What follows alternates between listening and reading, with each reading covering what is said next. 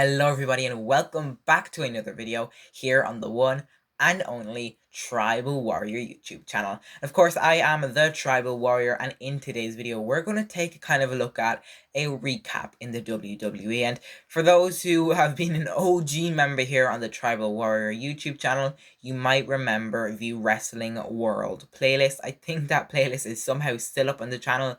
It's when I didn't even use my voice in YouTube videos.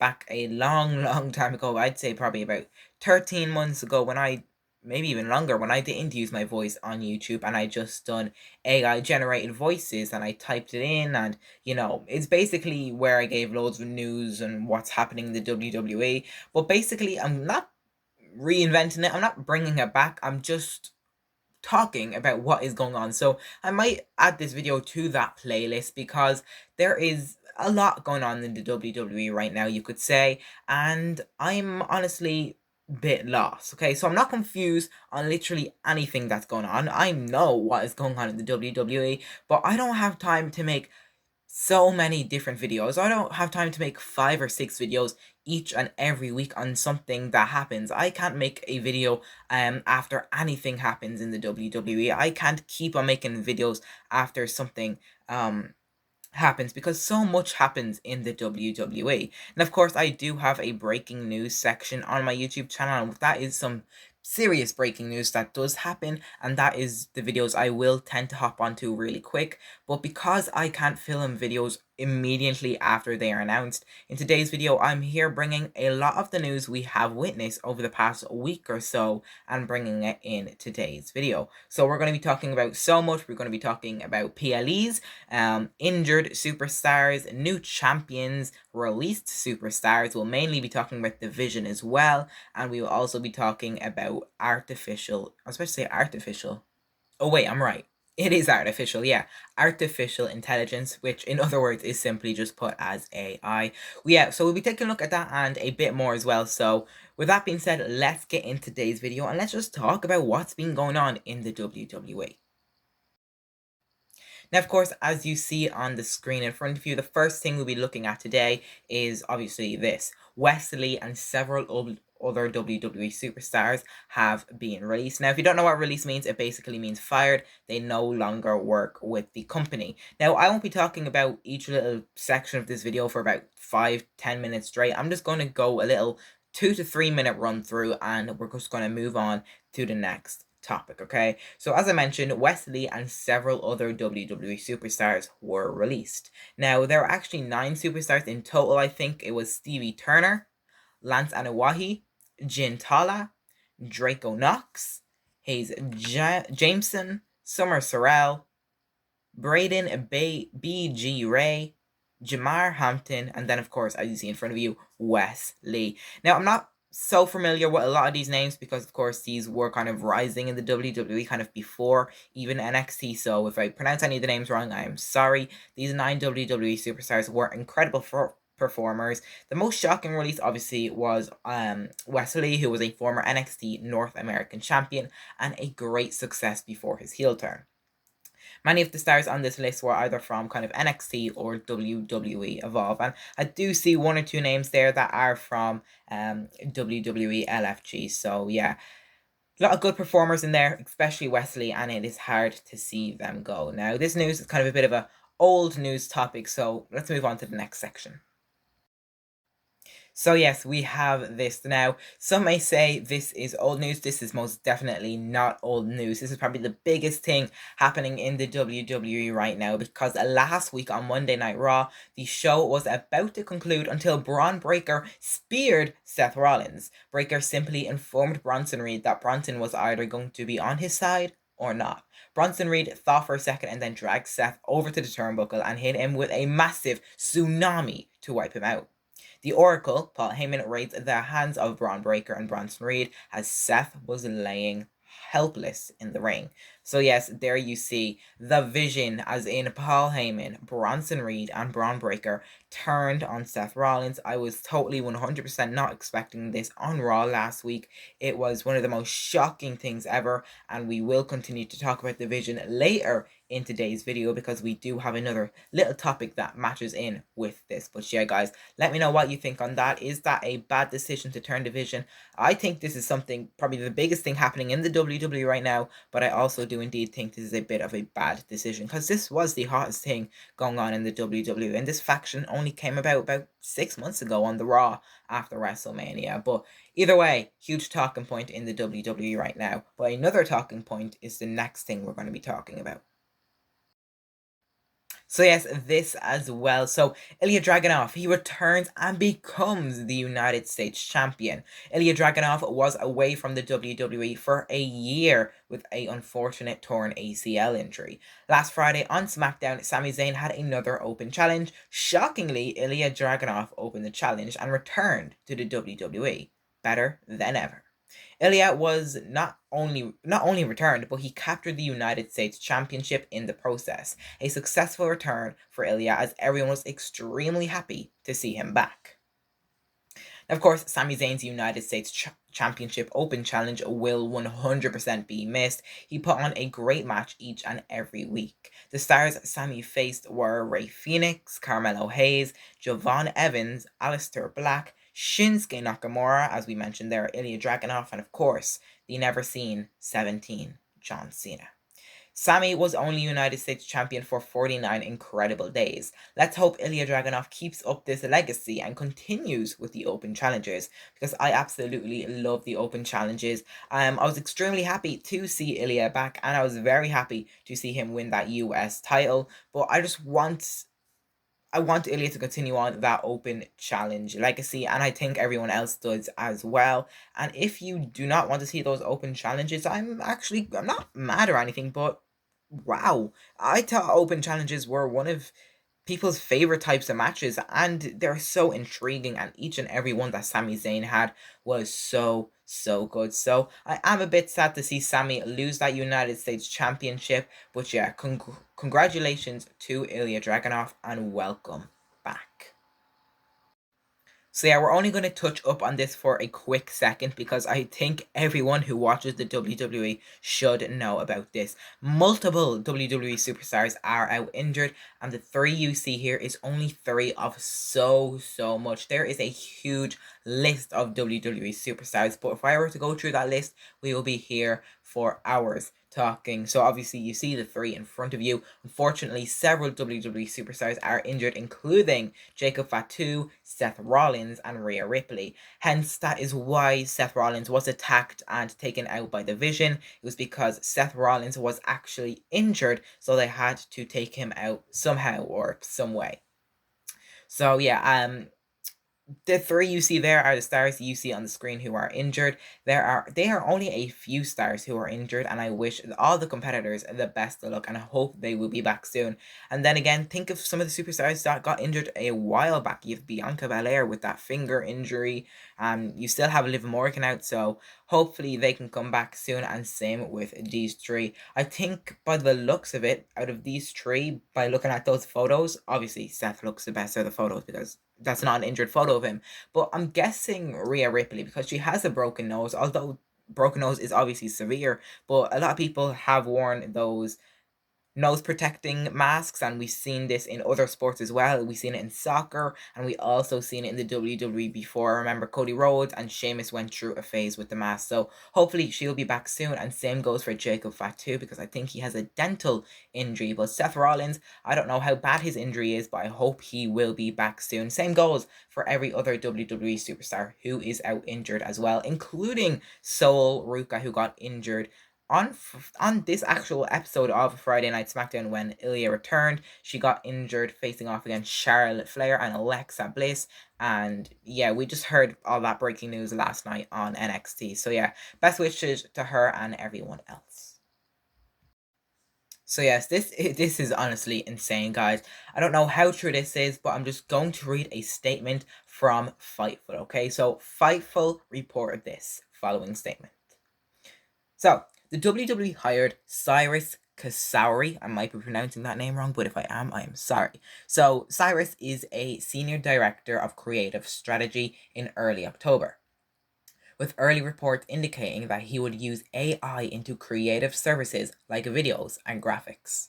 The Wrestling Observer reported Kasari said he would manage both AI storytelling and be a liaison to the White House, as Paul Levesque is taking more duties in politics in some form.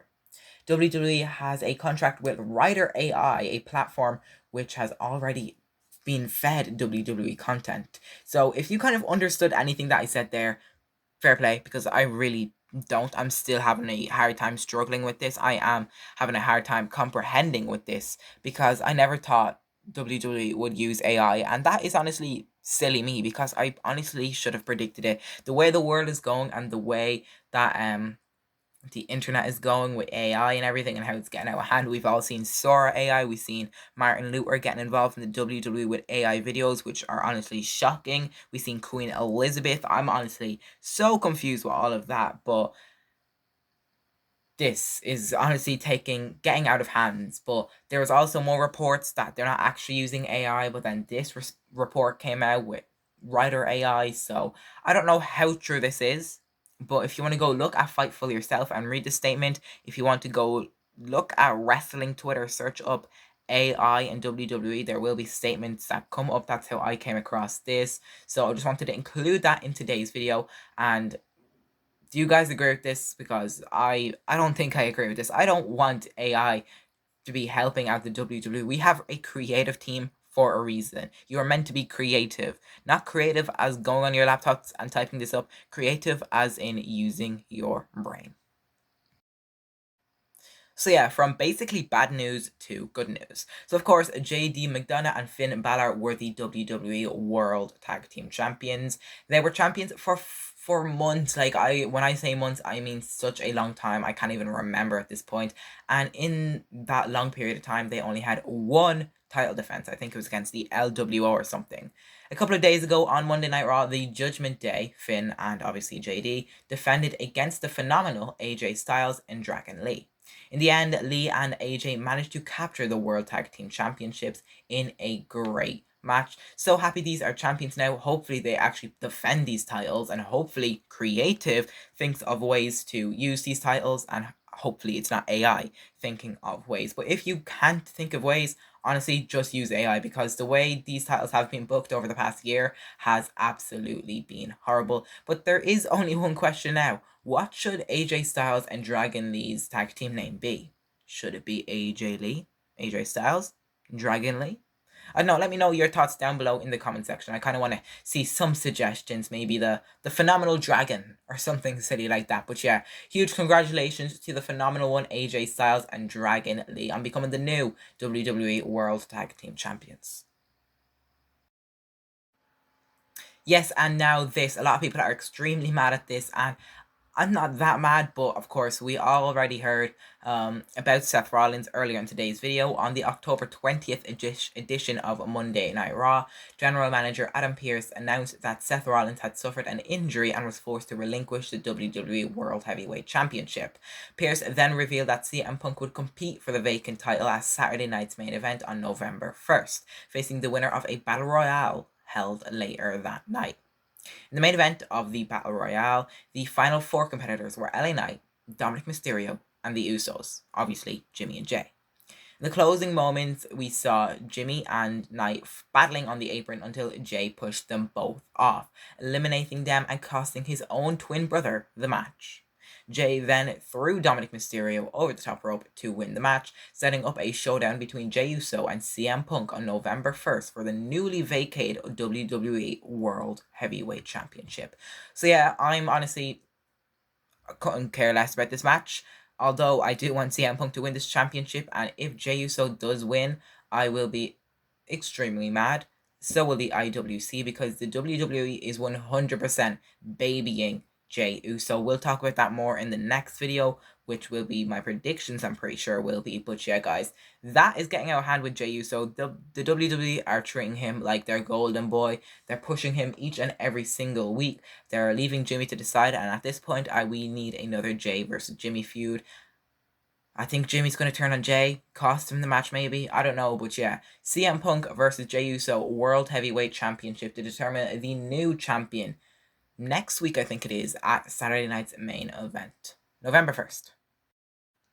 Then, of course, last night on NXT, it was the last NXT before Halloween Havoc this Saturday. Of course, I don't usually talk about NXT on this video, but since we're talking about everything that's happening in the WWE, I might as well touch off this a little bit, because the full NXT Halloween Havoc card for 2025 on October 25th has been confirmed. The 6 matches on the show is the NXT Women's Championship, JC Jane defending against Tatum Paxley. We also have Dark State going up against the Broken Hardy Boys for the NXT Tag Team Championships. We have Mr. Iguana and La Parca from AAA going up against NXT's Javon Evans, teaming with TNA's X Division champion Leon Slater. We also have Zarya stepping in for Sol Ruka, going up against Baleka Monroe for the NXT Women's North American Championship.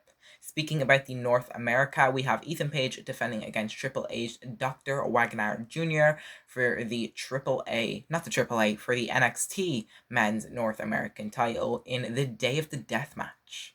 Then, I'm pretty sure it will be the main event. We have Ricky Saints defending his NXT Championship against Trick Williams. Now, a lot of those matches have stipulations. I don't think I mentioned all the stipulations, but if I got some wrong there, or if I named some irregularly, you guys know me, I don't really watch NXT that much. I'm just trying to cover that for you guys, so correct me if I'm wrong. But yeah, that is your NXT Halloween Havoc card. I don't usually watch NXT. I sometimes watch NXT's PLE, so I might watch this one. Halloween, obviously, interesting time of the year, so I might pay attention to watch that, see if anything good happens in the show. Don't think we're going to get much title changes, but it'll be an interesting show, and I will not be doing, and I say will not as in not be doing predictions for this, so don't be looking for any predictions, because they will be not coming. Although I'd say my most excited match, what I'd be most excited for, is maybe that main event for the NXT title, and I am excited to see the Hardy Boys in action, like why wouldn't you?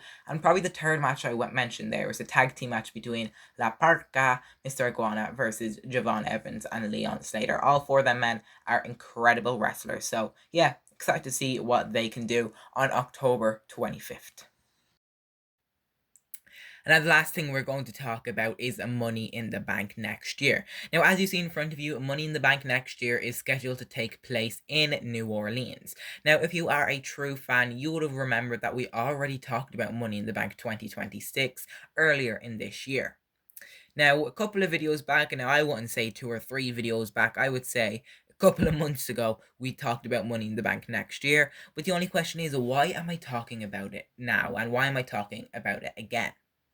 You see, earlier today, literally about 2 hours before I started to film this video, some more news came out regarding Money in the Bank 2026. Because this show was originally meant to take place on Saturday, August 29th, 2026, but has now been rescheduled to the 6th of September, which is a Sunday next year. So, of course, this is just some extra news. They rescheduled the show to a Sunday and in September, which I'm not too happy about. I would have wished it would be back on that August 29th, but unfortunately it is now on September 6th. Why am I saying unfortunately? It's only because it is on a Sunday. I don't really like PLEs on a Sunday. We have Saturday. Saturday is probably the most best day of the weekend. Then Sunday you work, you've everything else on the Monday, which is kind of all cluttery, and then you have us here, the UK fans. If I'm going to be watching it, it's going to be on 1 a.m. UK time in the morning, the morning of Monday, meaning I'd have work and the show would end at 4. Then if I do go to sleep, I want to get like an hour or 2 sleep before work, and it's just so confusing and it's kind of stressful. But look, I'm not that bad. It's wrestling. Wrestling is great. It will be always great. So we just got to deal with it, unless someone's going to actually force management to reschedule it. Again, I don't think that's going to happen. But until then, I'm happy with it. Money in the Bank has been rescheduled to Sunday, September 6th, 2025, and I think this will also mark the first ever Money in the Bank after SummerSlam, because all the SummerSlams are usually late July or early August. So this is the first SummerSlam, which this obviously this is not SummerSlam we're talking about. This is Money in the Bank we're talking about. I think this is the first ever Money in the Bank that is being held after SummerSlam. So quite shocking, quite interesting. I want to see how this plays out, but that's literally all I got for you guys in today's video. Thank you so much for watching today's video. If you enjoyed today's video, make sure you let me know down below in the comment section. Let me know what was the best parts of today's video. Let me know your thoughts on everything going on in the WWE right now, and let me know your thoughts on Money in the Bank. I'll see you guys in the next video, which will most likely be my Saturday night main event predictions for November 2025. I'll see you guys in the next video, and until then, remember to always stay tribal.